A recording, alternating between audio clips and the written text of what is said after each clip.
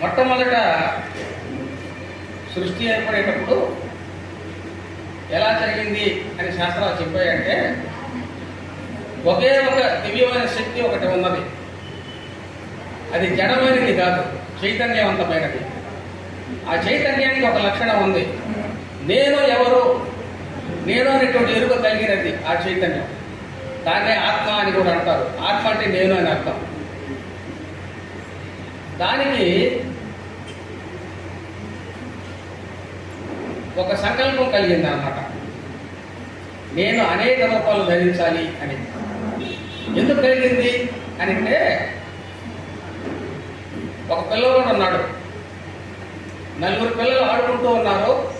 ఒరే అబ్బాయి, నువ్వు ఈ కుర్చీలో కూర్చొని చూస్తూ ఉండరా అని అన్నారనుకోండి, వాటికి ఏమనిపిస్తుంది? వాళ్ళతో కూడా ఆడుకోవాలనిపిస్తుంది.